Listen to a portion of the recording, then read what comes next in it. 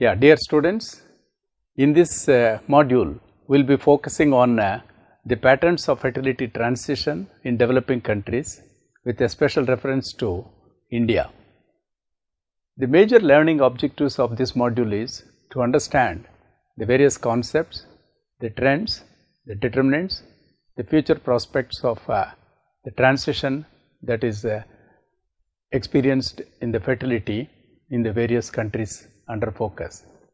As a special case, in this module we have focused on India, how the fertility transition over a period of time has occurred and what are its future prospects.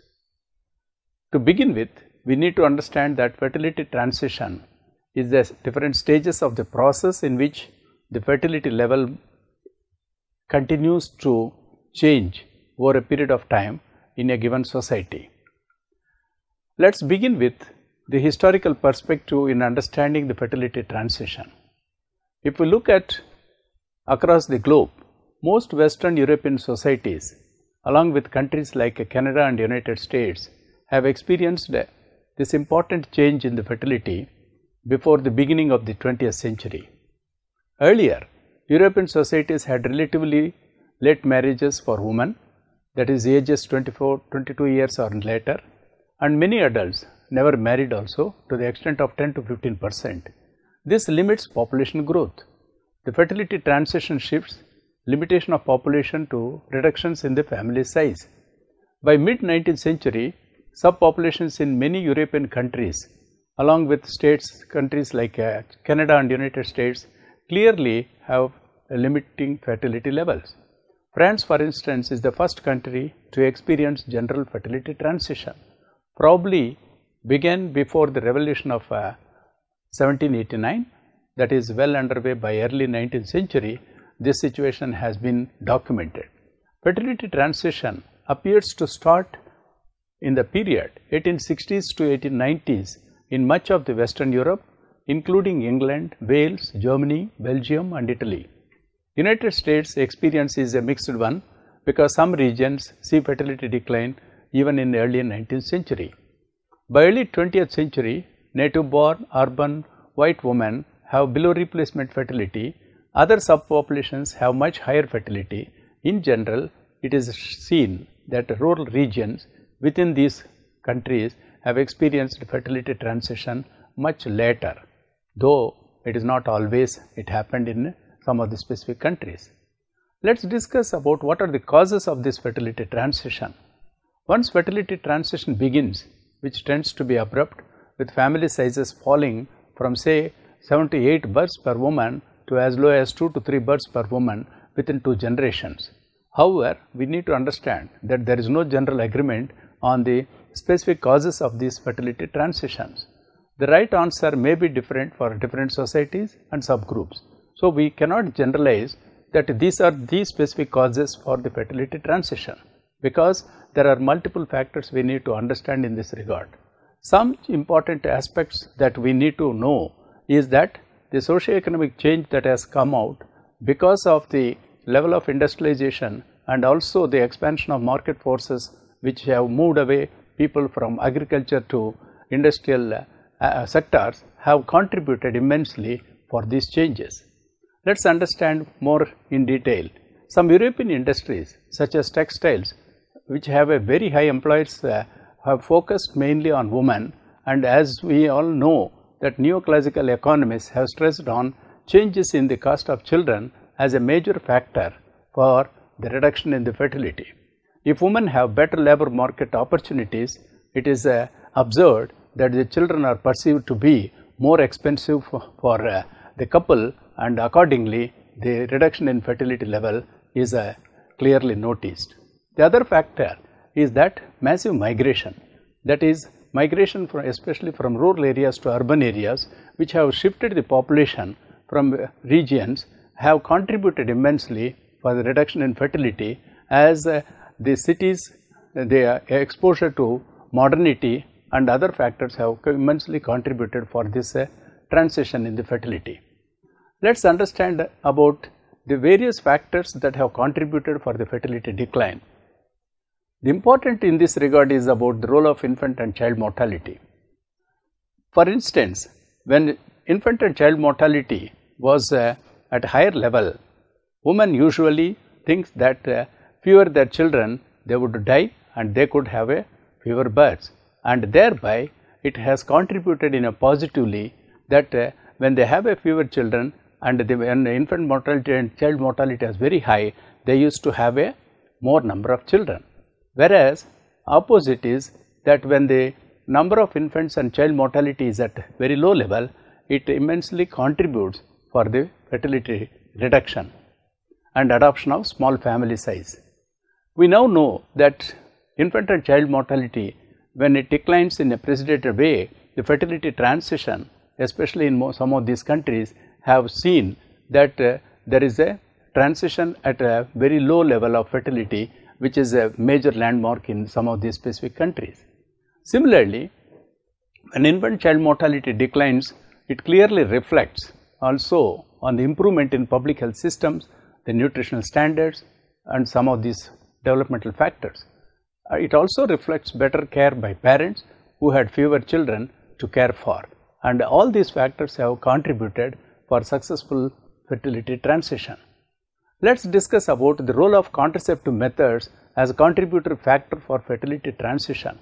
If we look historically, much of the European fertility transition predates the use of many modern contraceptive methods. Contraceptive pill, not widely available until 1960s, more than 100 years after the start of the European fertility transition, has contributed to a great extent. How did it occur? Evidence shows clearly that though it is not direct, it also contributed indirectly. In some societies, including France, male withdrawal, that is coitus interruptus, was widely used as a method of contraceptive. Similarly, the various rhythm methods which are used along with the periodic sexual abstinence also contributed for this adoption of small family. These methods have high failure rates, but are also sufficient to reduce fertility from high pre-transition levels to the low birth rate of 3 to 4 births per woman that characterize the early fertility transition. Similarly, the condoms which were earlier, which were more expensive, have started replacing with reliable condoms, also have contributed, and along with that the other rubber barrier devices like diaphragm, cervical cap, they are also used in the late 19th century and contributed for this fertility reduction. Actual availability and expense of devices depends on local law and communication networks. Many countries try to prevent dissemination of knowledge and devices, but over a period of time there is a wider acceptance of adoption of these methods.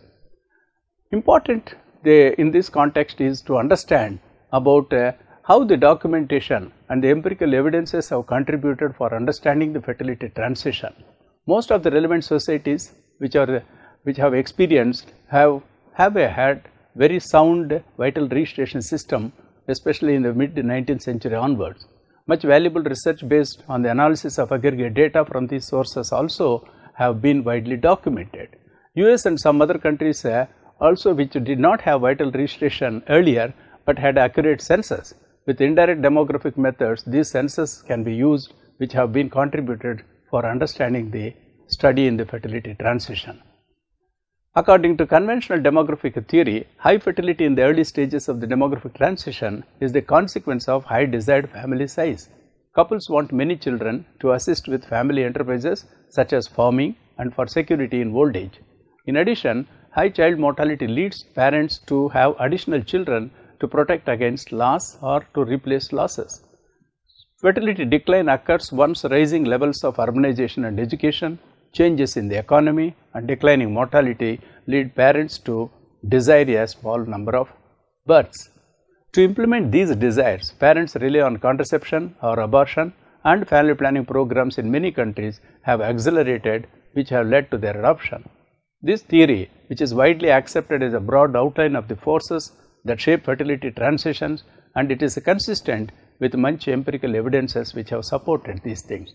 As countries develop, fertility generally falls, and there is a strong inverse correlation that is noticed between developmental indicators and fertility levels in very contemporary societies. With Africa characterized by relatively low levels of social and economic development, and also which have experienced high fertility. The theory, it clearly shows that it is not without its critics. However, it is claimed that fertility change can be brought about by ideational change and the diffusion of ideas as brought out by various demographers, starting from Bongards and Watkins of 1996, Casterline of 2001, and Cole and Watkins of 1986, Cleland and Redson 1987. These authors have contributed for understanding the fertility transition and its determinants. Let us discuss now about what are the future trends in fertility across different countries of the globe. Assuming that the past record of fertility transition will be repeated, at least in broad outline, and assuming continuous development, the following trends can be expected in the next few decades. The small number of countries that are still pre-transitional stage will likely to enter into the transition. When this will happen and depends on the achievement of some socio-economic progress, but the level of development for entering the transition has started dropping. Fertility decline will proceed relatively rapidly for countries in the early phases of the transition. The pace of this early decline, of course, will be lower in the future because future transitions are expected to start at lower levels of development than in the past. Effective family planning programs assist couples in preventing unplanned pregnancies and hence speed up a population's progress through the transition. The next category of countries that approach the later stages of the transition, that is the pace of decline, will slow down.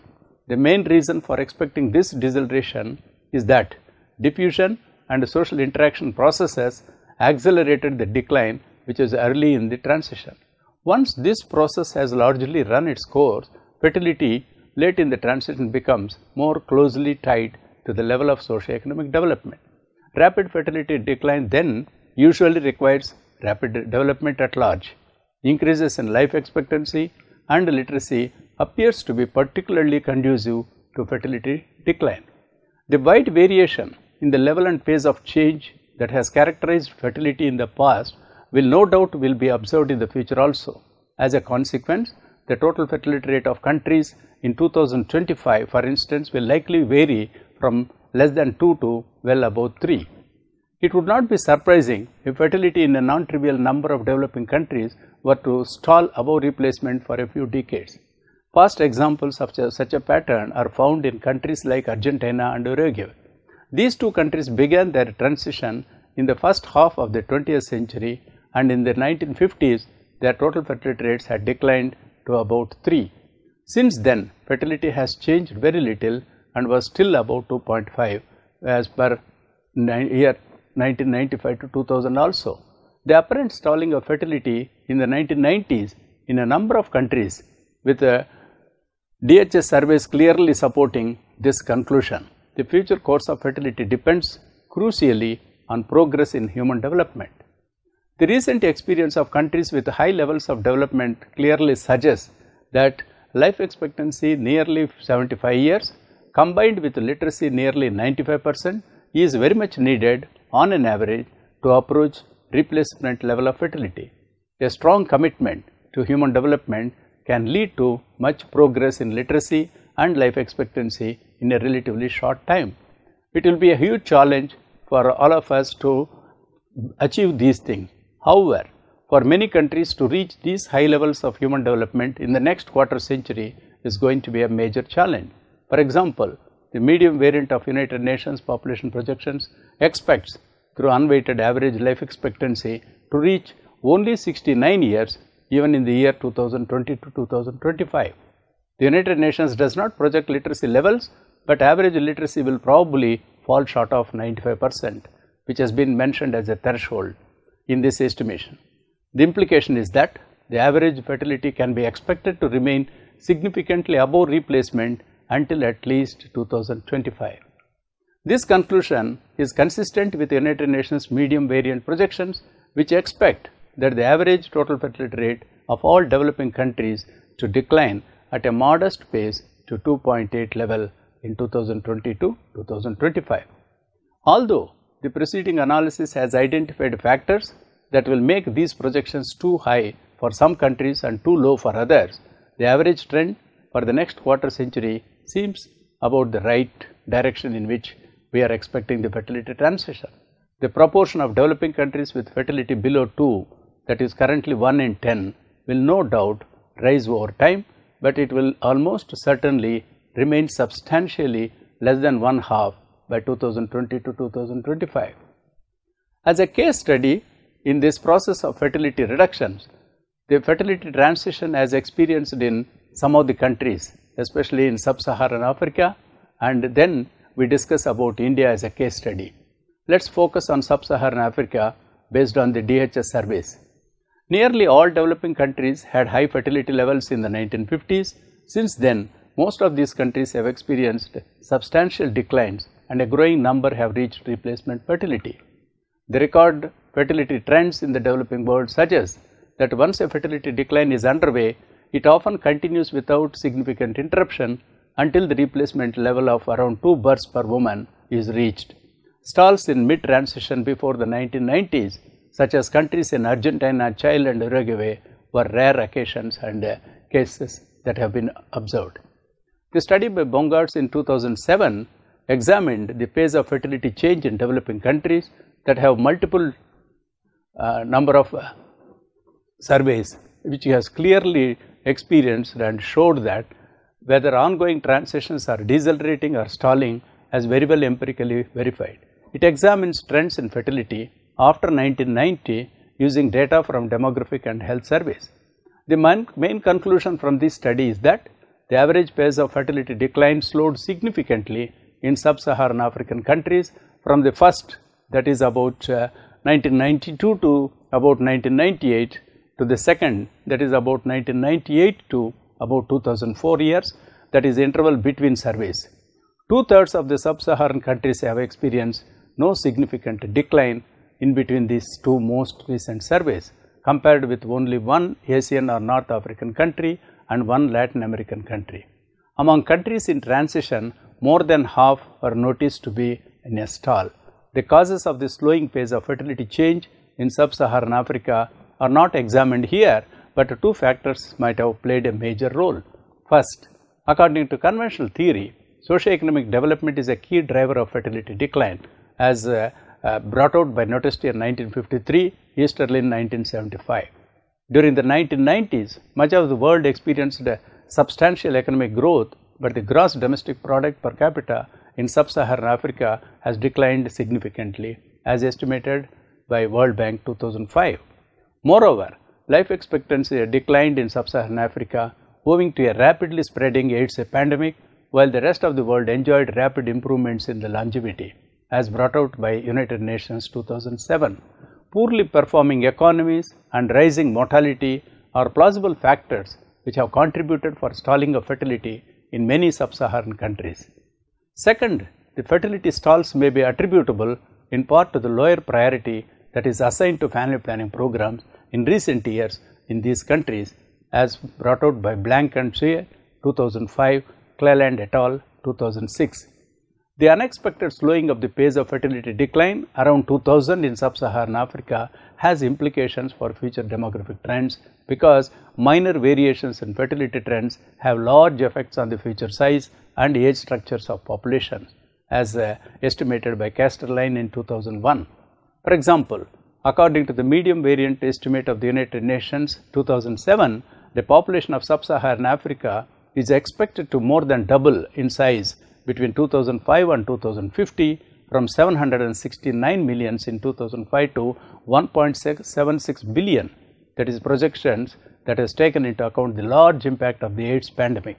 The United Nations high variant projection estimates a population of 2.02 billion in 2050, because it assumes a slightly slower pace of fertility decline than the medium variant, that is reaching a total fertility rate of 3.0 instead of 2.5 births per woman in 2050. If the recent slow pace of fertility transition persists, sub-Saharan Africa's population size could approach the high variant. This trend will likely have adverse effects on the region's prospects for social and economic development, food security, and the sustainability of natural resources. So, let us now focus on the case study of India, how the fertility transition this country has experienced over a period of time. Fertility trends in India exhibit much spatial variations, with some regions reaching total fertility rates below 2.0, even as others lag far behind with levels above 4.0. The relevant literature is replete with references to the conditions that have promoted or retarded declines in fertility. There is, however, a tendency to regard development and diffusion as exclusive hypotheses in explaining the differential trends in fertility. This may be due to the fact that studies generally focus on economic and social development and treat diffusion as an inherent process. The All India trend rate of fertility change since 1961 was obtained from several reconstituted surfaces of a fertility index, which is drawn from the data of the 4 decennial census conducted between 1961 and 1991 and brought out at the district levels. The rate is calculated as the relative variation of the fertility index because of between 2 consecutive censuses. It actually represents the change related to any measurement of fertility, such as the total fertility rate. Based on the surfaces of change, the onset of the fertility transition was estimated by using an auxiliary variable which takes into account both the random fluctuations in the pre-transition change at the district level and the absorbing state which constitutes the transition. The space-time analysis, usually referred to as mantle test of transition through this auxiliary variable, shows aggregates of districts in transition at short geographical distances, but no geographical diffusion neither on a subcontinental scale nor in the 3 selected regions having a high and low fertility. That way, this represents a process of vertical but non-social diffusion set in motion by the state machinery, which is called as top-down process, as referred by Srinivasan 1995. This top-down process does not resemble the transition diffusion at its onset, as in the case of Europe, which had a strong geographical component. Although demographic transition is quite a familiar idea, during the past half-century period, it was regarded more as an abstraction than a description of the true trajectory of population and health indicators, because demographic statistics hardly go back to the beginning of the cycle, and there is no certainty that when the end of it will be reached in developing countries like India. According to the current demographic scenario, it is hard to determine the end point of demographic transition in a country like India.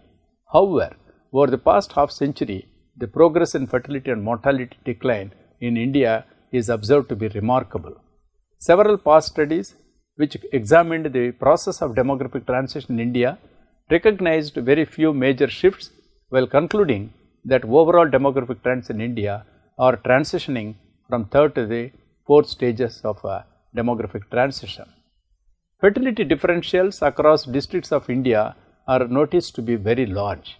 While fertility has declined in virtually all areas of India, evidence on convergence in fertility is limited, with a surprisingly large number of districts still having total fertility rate of 4 and even higher.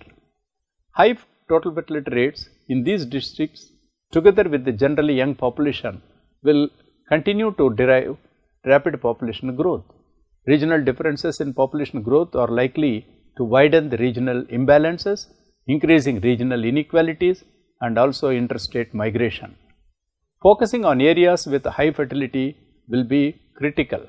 Increasing access to modern methods of contraception, improving child survival and promoting female education in high fertility districts are all potentially effective strategies for reaching this goal.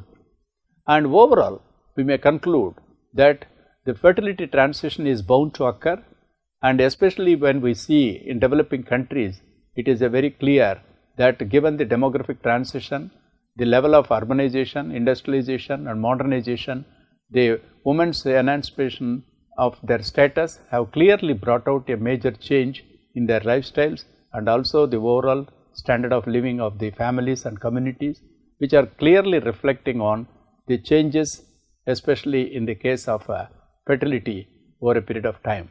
Such a fertility transition, as experienced by many of these countries, have clearly shown that there is bound to be from higher level to lower level of change, and which have immensely contributed for improving the socio-economic conditions, and in that way the fertility change which we notice across these developing countries over a period of time have clearly shown that there are successful stories, especially when there is a reduction in the infant and childhood mortalities, and there is an option for adoption of family planning methods, and the desire for adopting small family size and a reduction in the value of children are all going to contribute immensely for this successful transition in the area of fertility.